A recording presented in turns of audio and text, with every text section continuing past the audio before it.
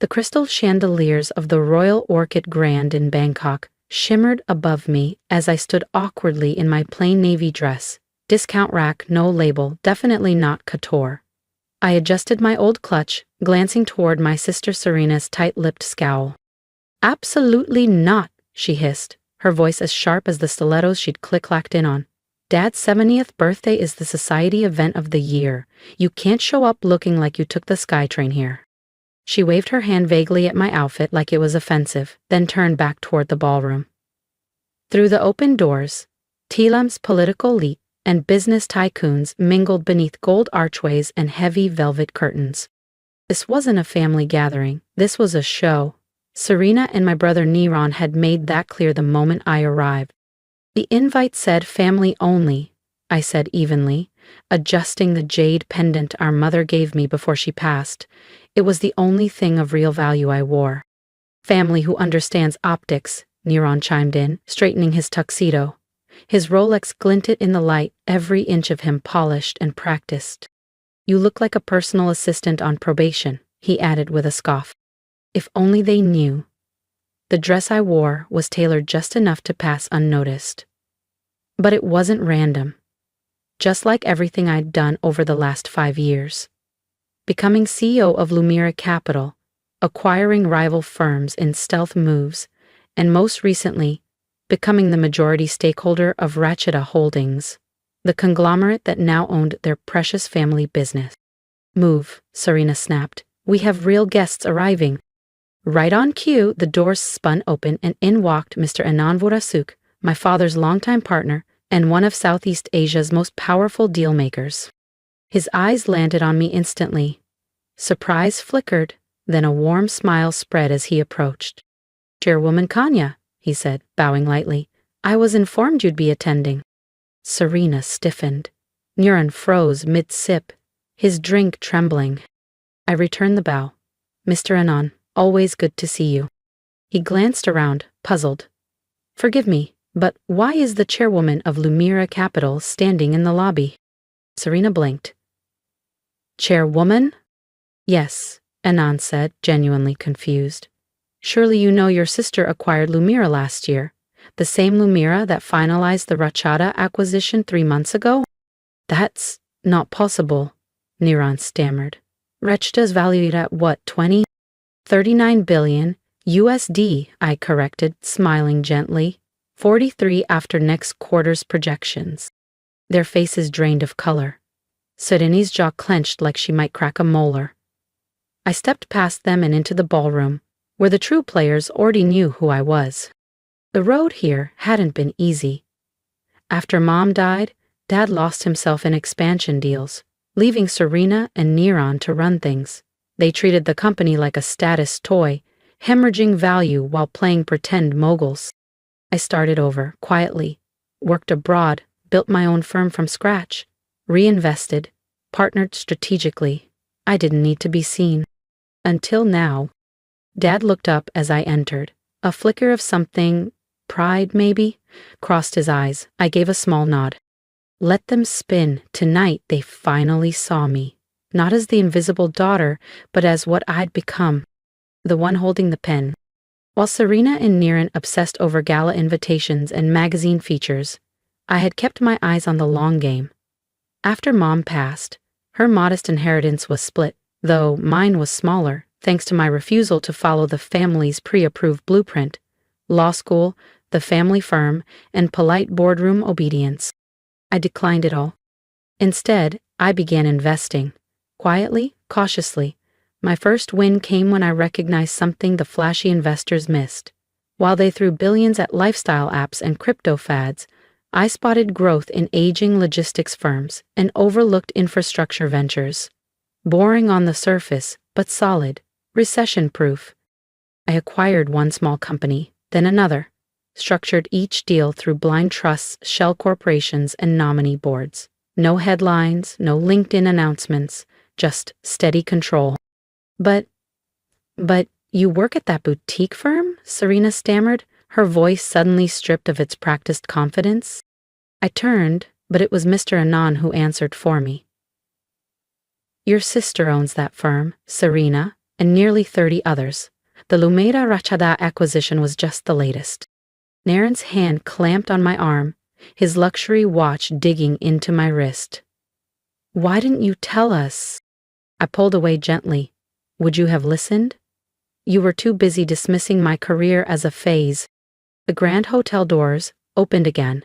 Another wave of executives entered. Hedge fund managers, banking CEOs, tech billionaires. They nodded to me as they passed. Chairwoman, one greeted respectfully. Serena's expression shifted from shock to calculation, the same look she used to get before manipulating an investor into a strategic partnership. Well then, she said quickly, we obviously need to change the seating. You should be up front at the main table. No need, I interrupted. I'm fine where you placed me. In the back. By the kitchen. But that's the service entrance, Niran said, clearly panicking. People will talk. I smiled. Let them. Most of my best deals started in kitchens and side doors. Right on cue, 3 low-profile figures entered discreetly. The CEOs of major shipping, retail, and energy firms. Titans who preferred privacy to press. If you'll excuse me, I said, already walking toward them. I have real business to attend to. Behind me, I heard Mr. Anand patiently explaining my portfolio to my stunned siblings. How their poor sister now controlled enough capital to buy and sell their entire social circle twice over. Inside the ballroom, my father stood near the stage, surrounded by old friends, laughing, unaware of the drama just outside the threshold. He hadn't noticed how his children had diverged, one daughter carefully constructing an empire, the others clinging to image and legacy. My phone buzzed, a message from my executive team. Final merger documents ready. Approved for Monday? I stared at the screen for a moment, then glanced up at my father, a man who'd built his empire brick by brick, with no shortcuts. He didn't hand me the keys. I'd forged my own. Approve, I typed back. Then I straightened my shoulders and walked into the ballroom. Not to be seen, but to lead. How different things might have been if Dad had paid as much attention to our values as he did to our wardrobes and school resumes. I glanced at my phone and typed, "Hold the announcement. Tonight's going to be interesting." Inside the Royal Orchid Grand's chandeliered ballroom, the celebration was at its peak. Crystal glasses clinked. Bangkok's financial elite circled my father like satellites, each jostling for a moment of his attention. From my quiet table near the service entrance, I sipped champagne and watched the evening unfold like a boardroom strategy session. Alliances forming, influence traded in laughs and compliments. Serena and Niran had recovered from their earlier shock. They were now shamelessly working the room, their panic buried under forced grins and flattery. I caught Serena name-dropping me. "Well, of course, Kanya's always had a sharp business mind," as she cozied up to the director of a sovereign wealth fund. Niran cornered an investment banker near the dessert table, tossing around my name like currency. Suddenly, they were proud siblings. Convenient. My phone buzzed again. A new message from my executive team. Wall Street Journal requesting comment on the Monday merger. Also, your father's company's Q3 financials just came in. You will write, discrepancies confirmed. I exhaled slowly. This was why I'd kept my empire under wraps for so long. 3 years of meticulous auditing, of tracing shell transfers and shadow accounts, had exposed what no one else seemed to notice. The family business, the one they all clung to as a symbol of prestige, was crumbling from within. "Mind if I join you?" Charles Vorasuk asked, settling into the seat beside me. He loosened his bow tie, glancing toward the crowd. "The vultures are especially obvious tonight." I followed his gaze. Serena laughed too loudly at something, her hand resting possessively on a fund manager's arm.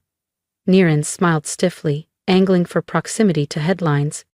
"They still think wealth is about who you know, not what you understand," I murmured. Charles leaned in. "Have you told him yet? About Lumira? About the Racheta takeover? About the bankruptcy clock?" I shook my head. "Not yet." From across the ballroom, my father's smile faltered slightly as he laughed at something Niran said. He looked thinner, weary. His face wore the strain of someone who'd built everything on grit and was now watching it slip. "He built that company from nothing," I said softly. "Mom raised us while he worked 18-hour days. He wanted to give us everything he never had." Charles nodded. "But somewhere along the way," I continued, "he forgot that everything should have included integrity, not just image." The irony didn't escape me. The daughter they dismissed was now holding the keys to their salvation. While they planned photo ops and charity galas, I'd quietly bought out most of their industry's backbone. My phone buzzed again. "Singapore office confirms. Parker Industries acquisition complete. You now control 60% of your father's market sector." Charles raised a brow. "Time to move?" I rose, smoothing my dress, the same modest one Serena mocked hours ago. "Time to save the family business," I said, eyes on my father, "whether they want me to or not." If you felt the quiet power of building in silence and rising on your own terms, don't forget to subscribe, because Kanya's story is just beginning, and in the next chapter, the real reckoning begins. I stepped onto the stage, heels silent on the polished floor, and caught Serena's eye across the ballroom. Her eyes widened, panic rising. She made a sharp slashing motion across her throat, mouthing, "Don't you dare," still trying to keep her embarrassing sister tucked safely in the shadows. I took the microphone. "Ladies and gentlemen," I began, my voice clear and unwavering, slicing through the background hum of clinking glasses and murmured conversations. "I believe it's time for the evening's special presentation." A hush fell. My father, still mid-conversation, looked up, a flicker of confusion across his face. This wasn't on the agenda he and Serena had so meticulously planned. "Most of you know Samchai Arun as a titan of Southeast Asia's finance world," I said, clicking a remote in my hand. The massive ballroom screens behind me flickered to life. "But what you may not know is how close he came to losing everything this year." The room stilled. A cough. A clink of a glass. Niran coughed hard into his drink. Serena paled visibly, hands clenched at her side. "Dad." I turned toward him. "Your CFO has been manipulating financial reports for at least 3 years. Your market share hasn't been growing, it's been shrinking rapidly." I clicked again. Charts, timelines, falsified ledgers appeared on the screens. "You've got 90 days, at most, before the fallout becomes public." Gasps echoed. My father stared, his face gone pale, every line of strain now exposed beneath the soft ballroom lights. "But tonight," I continued gently, "isn't about the problem. It's about the solution. It's about family." The next slide illuminated a vast network of corporations, my corporations, each line, each connection drawing back to one central name. Arun Consolidated, my father's legacy. "For the past 5 years," I said, "while some of us chased headlines and high society, I built something different. Quietly. Strategically. Something strong enough to protect what you spent a lifetime creating." Understanding dawned in his eyes. "Lumira," he whispered, "the Rashada merger. That was you?" I nodded. "And 32 other companies under my control." Another slide appeared. A full restructure proposal for Arun Consolidated Capital Reinfusion, executive reshuffling, and a multi-sector alignment powered by my firm. "The merger we announced Monday," I exclaimed, "isn't a hostile takeover. It's a lifeline. Lumira isn't acquiring your company, Dad. We're preserving it, rebuilding it into what it should have always been." Serena surged forward, eyes wild. "This is absurd, Dad. She's manipulating you." "Let her what?" Charles said from his seat, standing now. "Save the company you two drained dry while she rebuilt your father's legacy behind the scenes?" My father raised his hand. Silence fell instantly. He looked at me, really looked. "How?" he asked, his voice low. "How did you know? How did you build all this?" I smiled softly. "I learned from you, Dad, the real you, the man who saw value where others saw risk, who built a company from a second-hand desk and a borrowed phone line. I just did it quietly. No fanfare, no designer suits, just vision." The room was still. The screens glowed behind me, and my father's eyes filled with something I hadn't seen in years. recognition. The screens behind me shifted one final time, revealing the heart of the plan.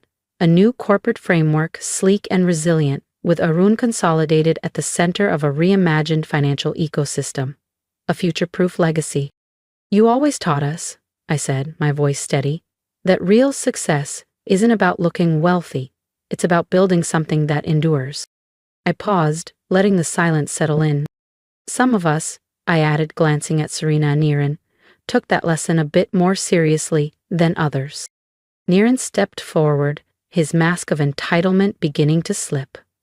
But we're the ones who stayed in finance, he stammered. We followed the family path.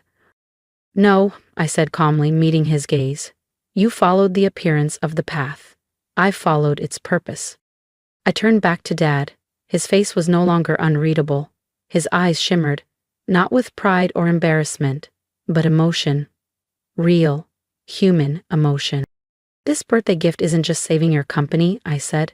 It's showing you that at least one of your children understood what really mattered. For a moment, no one moved. Then applause broke out. Not the polite, mechanical kind you hear at charity galas, but something honest. A wave of clapping, nodding, even a few cheers. Recognition, respect. In that moment, Arun Consolidated was no longer a sinking relic. It was reborn. Through the daughter no one had expected. Serena and Niran stood frozen, eyes wide, their status-centric world crumbling in silence. The sister they'd quietly disinvited from family events had just unveiled herself as a global power broker. I raised my champagne glass with a smile. Happy birthday, Dad. The crowd echoed me. Your company's future is secure. Your legacy is intact. And your poor daughter? I grinned. She's doing just fine.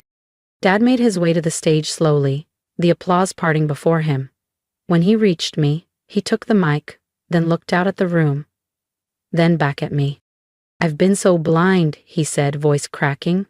So focused on appearances, on symbols. I forgot what really matters. I placed a hand on his shoulder. It's not too late, Dad, for any of us. I glanced at Serena, who now looked as if she'd aged 10 years and 10 minutes. Monday's announcement, I said to the room, isn't just business, it's personal. It's about family. About finally building together, with the right values. The ballroom shifted, the atmosphere lightened. Not just relief, but revelation. An impromptu celebration erupted. What had started as a birthday party became something more, a fresh start. Serena and Niran remained in the shadows, their faces stiff, jaws clenched. Their kingdom of appearances had collapsed under the weight of quiet substance. The sister they had judged by her clothes was now the one holding their future in her hands. Because sometimes the best revenge isn't proving how wrong they were. It's showing them how right they could have been if only they'd looked deeper. And as I stood there, in my modest dress, surrounded by some of the most powerful figures in Asia, I realized something simple, yet profound. True wealth isn't what you wear to the party. It's what you build while everyone else is too busy being seen. If you've ever been underestimated, judged by your appearance, or quietly overlooked by the very people who should know your worth, then you understand my story. I didn't build my empire to prove them wrong. I built it to prove to myself that I could. If you felt something in this journey, I invite you to subscribe and leave a comment, share your thoughts, your own story, or even a message for me. I read them because every voice deserves to be heard, even the quiet ones building something extraordinary in the background. And here's my advice. Don't chase validation. Chase vision.